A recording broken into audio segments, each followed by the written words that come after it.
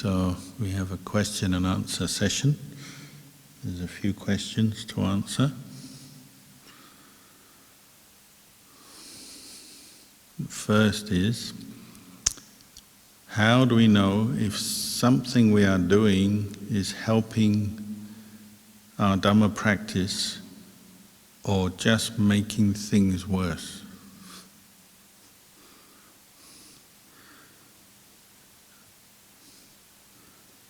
Well, by reflecting, contemplating your actions and the consequences of your actions. We are born as human beings with intelligence, with the power to observe, think and be aware. And this is the essence of Buddha Dhamma, the teachings of the Buddha, that we're cultivating awareness on many levels, developing understanding, as we just chanted. Tonight we chanted the Dhammacakka Sutta. And as we develop our wisdom, understanding, we become more aware of our actions, the consequences of our actions, the intentions that lie behind our actions, whether they're skillful or not, what kind of results are coming up from the things we do on three levels: on the level of physical action, verbal action and mental action, our thoughts, our views.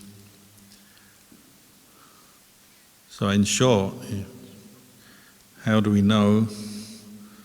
Well, we reflect.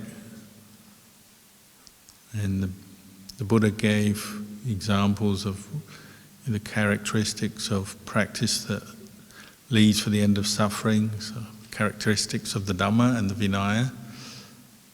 So, is your practice or the actions you're taking in your life leading to an increase in your greed, for example? A lot of different defilements are rooted in greed. Ambition, and here I mean a negative ambition that leads to maybe getting lost in power, success, just seeking success for the sake of it, power for the sake of it, fame, fortune, wealth for the sake of it, increasing the sense of self, ego, conceit, arrogance, pride, for example. If all these different qualities, what we call mental defilements, kilesas, are increasing, then it's not the Dhamma Vinaya. You're not following the Dhamma Vinaya. You are probably following kilesa. So the Buddha encouraged us to develop contentment, learn to be satisfied with what we can find, what we have.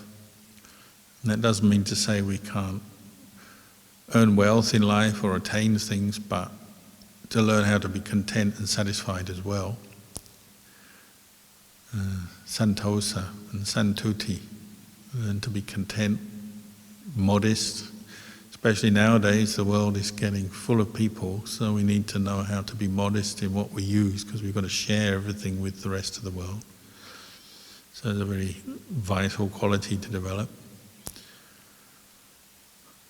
The Dhamma leads to harmlessness. What you're doing, is it harming other people?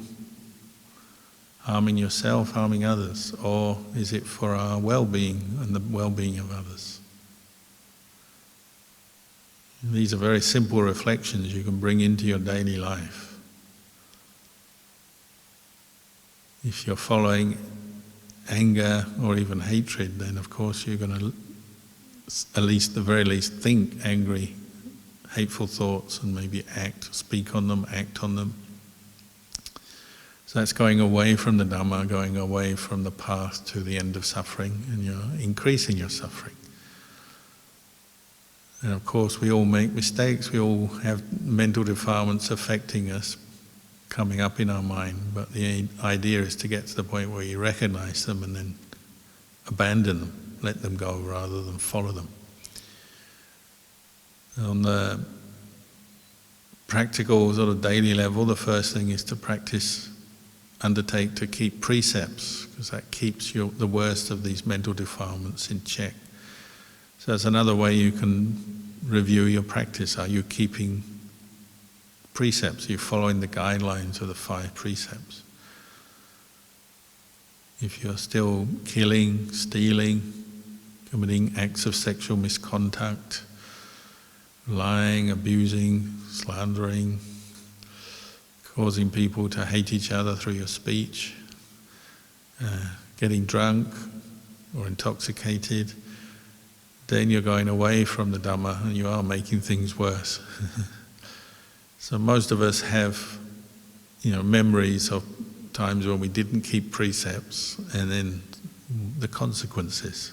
So it's a very straightforward, simple reflection in our practice.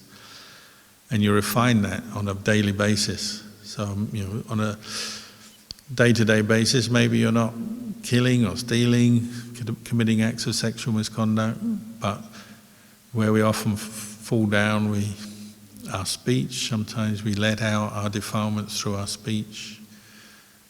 We display our anger or our desire and greed, or we manipulate, or we say things that are hurtful and so on. So speech is an area to look at. We have to refine and improve our level of mindfulness and understanding. So if you say something and you're not sure whether it was worth saying or good or not, you can reflect afterwards. Is that for the end of suffering, or am I making more trouble? Am I hurting other people? Am I hurting myself? And this is a reflection you can use all the way through your life. Reflect using the 5 precepts as a sort of general guideline to observe your behavior and change your behavior for the better. You can also look at other things sort of related to your precepts, like how you spend your time.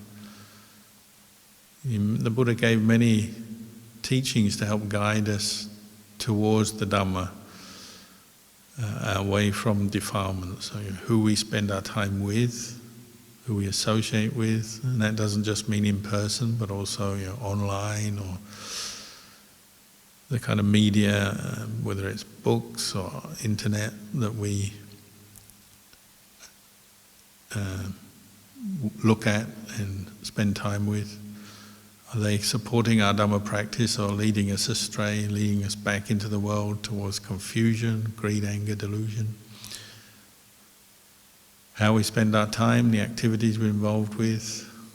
If we are not cultivating mindfulness and insight, well, then there's a high chance we're cultivating delusion, confusion, greed, anger, and so on. So the Buddha encouraged us to get into this habit of reviewing and reflecting on our actions every day. It's part of what you do when you meditate. If you have a daily meditation practice, you start to notice what's coming up in your mind, and you're seeing cause and effect, and then you might start to adjust your lifestyle, what you're doing, how you're going about things, where you notice that you're causing yourself or other people suffering. You're also learning where you can adjust, and some things you can't adjust, so you may be reminding yourself just to be patient with difficulties rather than giving in to greed, anger, delusion. So reflecting on the Dhamma, listening to the Dhamma, reflecting on the Dhamma gives us wisdom. Sometimes it's just reminding us what we know already but have forgotten and need to review and bring it up again. Sometimes we're learning new Dhamma, new things that help us in the practice. But if you have this interest to learn, to observe, to understand, then you can apply that and see where you're causing suffering in your life and maybe change. Or if it's just suffering that you have to accept because it's come up from past actions maybe, or just to be patient with it, acknowledge it, and try to get through it without creating fresh, new suffering.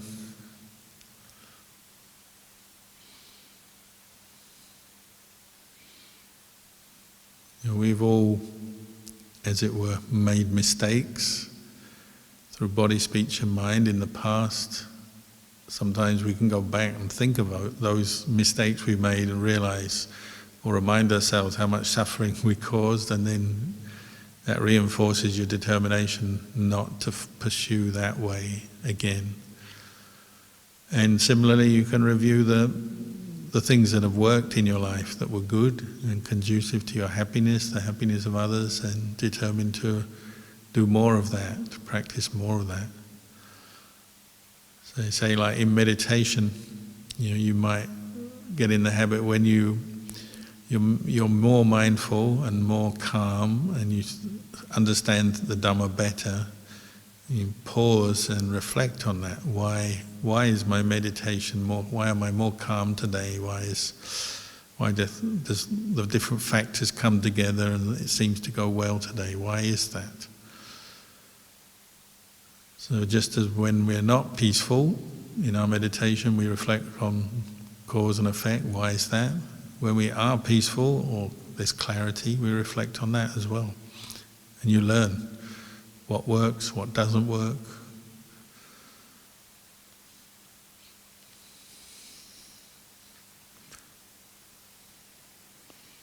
So on every level, we have to get in this habit, and sometimes we have to be very honest. If we're making mistakes or we need to change our behavior, then and just accept that.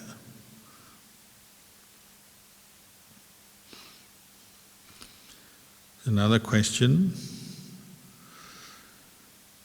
Luang Por, it seems like everywhere I look there is suffering. In my own life and in the world around me.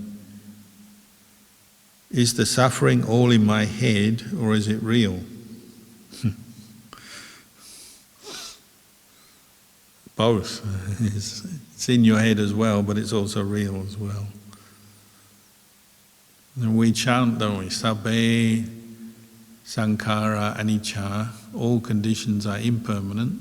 Sabbe sankhara dukkha, all conditions are dukkha, translated as suffering or unsatisfactory, incapable of providing lasting, permanent happiness.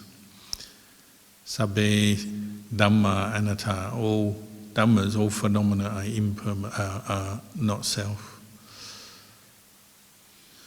But because all conditions, and that means physical conditions, mental conditions, so body, mind, and then of the world around us, whether it's other people or just the general world, they're all impermanent, means they arise, they pass away. Just now we chanted the Dhammacakkappavattana Sutta. When the Buddha gave that teaching, Venerable Anya Kondanya had that realization, following the wisdom of the Buddha, reflecting, had that clear knowledge and vision arise in his mind that everything that is subject to arising must cease. Impermanence, that's what it's like. So anything that is subject to birth is subject to death, is impermanent and therefore unsatisfactory, it's dukkha. So if you come back and look at your own life, your own self, this body has a birth, we were all born, therefore we must get old and we must die, because that's just the nature of existence. So whatever is subject to birth and death is impermanent and must be unsatisfactory, because it doesn't last. Life doesn't last, it's temporary.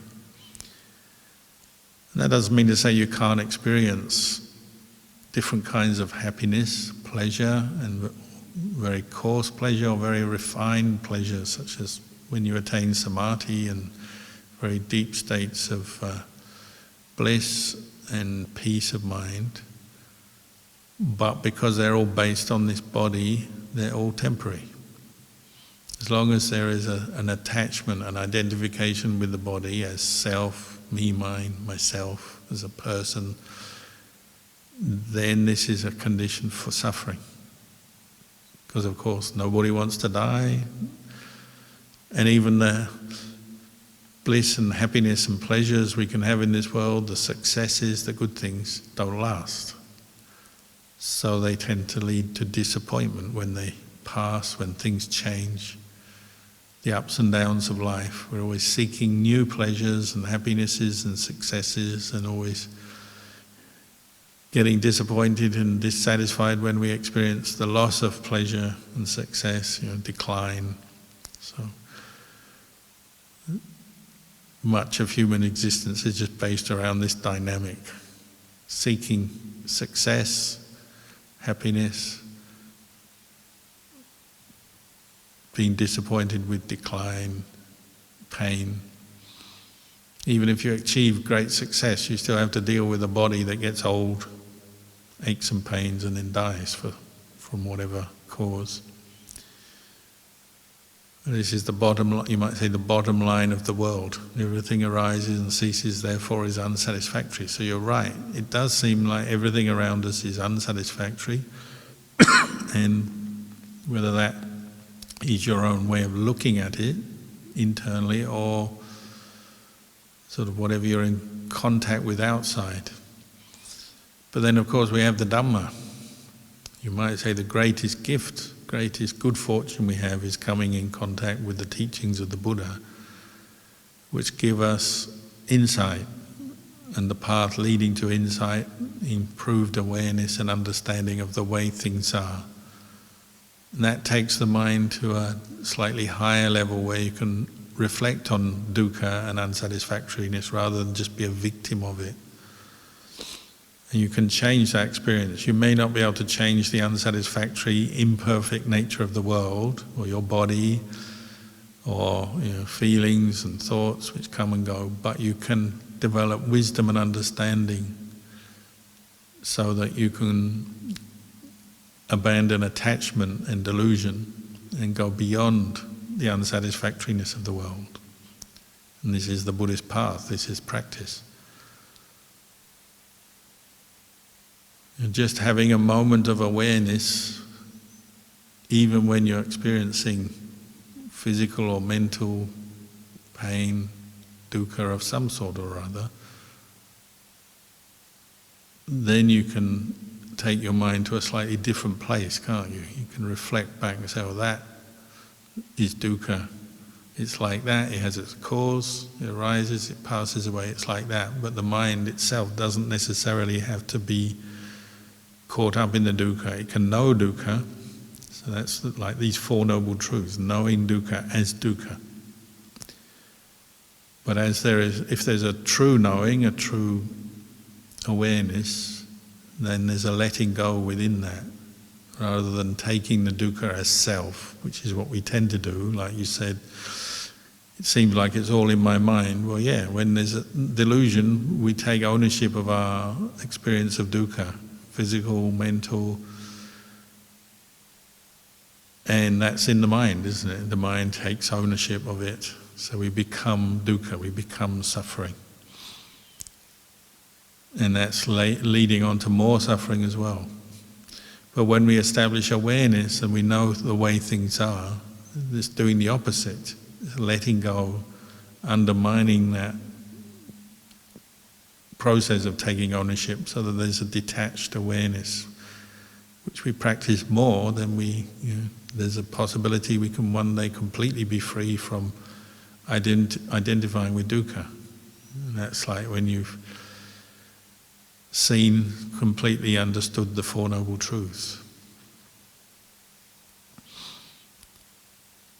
Just in a practical sense, every day we experience things that we call dukkha, like we just chanted, is being associated with what you don't like, being separated from what you like, not attaining your wishes, birth, aging, sickness and death. This is the normal everyday dukkha of human existence, and we constantly encountering that. The question is, how do we deal with it? How do we react to it? How do we deal with it? And that's where we bring the Dhamma in. Someone was reminding me today of a monk who's lived in northeast Thailand, who they call Lumpur Dino, which means, it's a Thai expression for meaning, that's good. So it's venerable, that's good. And this was a simple reflection he used in the day-to-day experience of being a monk. And whether you're a monk or a layperson, dukkha arises for all kinds of different reasons. Some of them are very mundane, ordinary, small scale, some are more major. But he would introduce this way of thinking to see if he could learn from the experience of dukkha and see the good side of it. So he could say, that's good.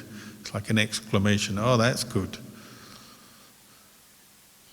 He was the abbot of a monastery, so if you're the abbot of a monastery, you'll experience plenty of dukkha, dealing with people in the world. So, there's these stories like, there's the day he was invited to go eat in a house and bless the house. And he was sitting in his kuti waiting for the layperson to bring a car and pick him up and take him up to their house in the city. It's the city of Udon Thani, northeast Thailand. And they were late. So he was just sitting there and sitting and sitting. And they became so late that the people in the monastery thought, oh, he's going to miss his meal, because monks have to eat before midday. So they brought him food, saying, well, we don't want you to miss your meal. I guess the guy's not coming. So he just sat down, and he said, oh, that's good. I had a chance to sit and meditate and contemplate for a while I was waiting. And now you brought some food. Well, that's good. He was just about to eat, but he didn't start eating yet, but he just, getting ready to eat. And then the lift turned up, and the man with the car turned up. So he said, well, that's good. You've arrived. Better late than never, I guess is the equivalent in English. So he got in the car and they went off, and they went down the road, and the car broke down. He had to sit waiting while the guy tried to fix the car. So he said, well, that's good. I've got a chance to look at the view, stop in a part of the road I've never stopped before, look at the view here. Then they fixed the car, they drove on, got to the house, and they arrived at the house at midday. So for the second time, he missed his chance to eat. So he actually didn't eat that day. So the people were so embarrassed and so sad that things had gone badly, and he missed his meal. And he said, well, that's good.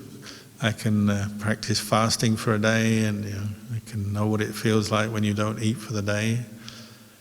And then they asked him, well, can you give a Dhamma teaching? So he gave a Dhamma teaching, and he said, well, that's good. You still want to listen to the Dhamma? And he gave a blessing. He said, that's good. So whatever happened, even if it wasn't always good, he would try and look for the good angle in it, even if it was what you would call dukkha, the unsatisfactory nature of life. Things go wrong. Things don't happen the way you want. But see if there's an angle in it that you can learn something or gain something from it. Or another story of him is this thief came to the monastery, and because he was the abbot, he had a number of more valuable items that had been given to him as gifts in his kuti. So the thief broke into his kuti when he was in there, and he said, I'm going to steal whatever it is, wealthy, good, valuable possessions from you. He said, well, that's good. I've been looking after these things for a long time now. It's a bit of a burden cleaning them, maintaining them, so if you take them away, that's good. The thief was very surprised by this reaction. And then the thief said, well, I've got to kill you because you're a witness to this crime, and I can't leave a witness, and my usual practice is I'll kill anyone who sees me. And the monk said, well, that's good, because I'm quite old now, and I've been dragging this body around for a long time, and if you kill me now, I won't have to suffer the pain and decline of old age. So that's good. Which really confused the thief. He said, how can you say that? I'm threatening to kill you, and you say that's good. And he said, I've never encountered anyone like this before in all my career as a thief, so I'm not going to kill you. This is unprecedented. I won't kill you. So the monk said, well, that's good, because you're not going to make all the bad karma of killing a monk, because if you kill a monk, you probably be reborn in hell, and that karma will follow you for many, many lifetimes. So next life you'll be born and then you'll be murdered, and you'll just have so much suffering for so many lifetimes. If you don't kill me, then you avoid all that. So that's good. And by that time the thief just was so flabbergasted and surprised. He said, that's it. I'm not going to steal anything. I'm not going to hurt you. Can I become your student? And he got down on his knees and bowed to him. And in the end, later on, he became a monk. Which you might say is one of the benefits of experiencing dukkha, but practicing Dhamma, developing mindfulness, insight in a situation of pain, discomfort, or some form of dukkha. It can turn around and become wisdom, become something wholesome, good, and even inspire someone to ordain. Going from the very bottom, being someone who's violent and criminal, to actually becoming a monk. That's what we have to do with dukkha.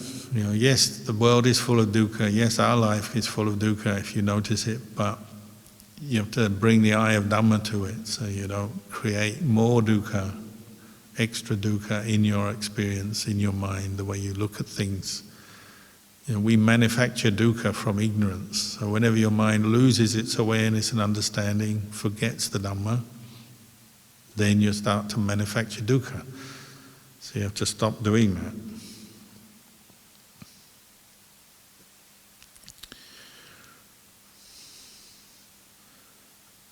The last question, why did the Buddha teach gratitude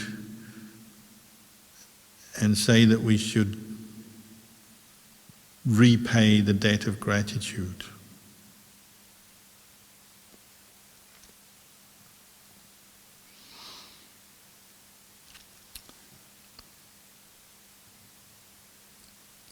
Well, the Buddha taught the Dhamma based on his understanding, his clear, liberated mind, free from delusions, wrong views.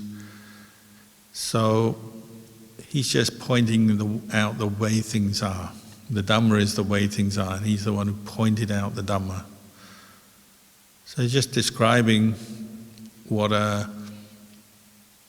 mind that has right view, you might say, is in good mental health, in good shape, what it experiences. So if you read the Buddha's words on what is right view, the components of right view, well, the understanding of karma is one. Another thing he said, our parents, we have a special relationship to our parents, even whether we like them or not, agree with them or not. They give birth to us, generally speaking, they give birth to us and bring us up, and that's a very special thing. Teachers give us help, they give us knowledge, skills, particularly Dhamma teachers give us the Dhamma, which no one else gives maybe. There's such thing as good karma, so good karma such as the benefits of practicing generosity, helping each other, giving, and the fruits of giving come back to us. The fruits of karma, so whether it's keeping precepts, meditating, all these things are true. And the awakened mind, the mind that sees the Dhamma, notices or knows this more and more. Maybe in the beginning of your practice you don't know much at all. If you're like me, when I began I didn't know much at all. But as you practice, your mind sort of awakens to the truth. So some of these reflections and understandings grow. So the Buddha pointed out that as you become more aware, you tend to become more grateful for various reasons. One is you're learning who's helped you and how you've lived in this world, and that you're not born in isolation. You survive in this world through the actions of many people, and particularly parents, family, friends, teachers, people close to you. But even strangers help us all the time. We don't necessarily grow and supply ourselves with our own food, clothing, accommodation. All kinds of people in this world are providing services which we benefit from, directly or indirectly, for example. So there's a lot to be grateful for, and particularly Dhamma. If there was no Dhamma in the world, what would the world be like? It would be even worse than it is now, for sure. We have the Dhamma, which gives us light, gives us understanding, gives us a direction. So there is, as you become more awake and reflect on things, the general way it goes seems to be that you become more grateful. One particular thing that happens, say for me in particular, and I think many other people, when you become more aware of the impermanent nature of the world. Nobody's here forever. Some people live long lives but then they die. Some people live very short lives and die. The world is always changing. Conditions change all the time. So when you see impermanence, it makes you very grateful for things, or it tends to lead you in that direction in your thinking, the way you view things, because you notice, there's many good things, supportive conditions, people, good things have happened, and I don't know how long it will last. Say people. There's people who have helped us, but one day they won't be there. So as your mind becomes more awakened to the Dhamma, you sort of know things, see things, recognize things more, you tend to become grateful because you realize, some of these things are very precious and very good. Particularly, I'd say the Dhamma, the fact that you've heard Dhamma, read Dhamma, had opportunities to practice Dhamma, they seem very precious. And you're not going to always have those conditions maybe, and one day you're going to die, or people who have helped you are going to die. They won't be there, or things change, the world changes. We all know there's natural disasters, wars, economic change, social change. Who knows what lies ahead? So as you contemplate impermanence, it tends to make you more grateful for what you have, because it'll be gone before you know it, before you realize it, it's gone. So then you value it, appreciate it while you have it. And that tends to lead on to the feeling or the recognition of the value of giving back, passing on, passing forward, passing back, giving forward.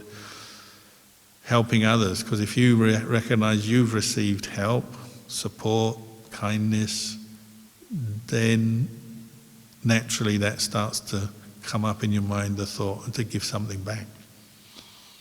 How much or in what way? Well, that varies, doesn't it? But just the general thought to give something back tends to follow on from recognizing one's good fortune and the good things one's had in life and still has.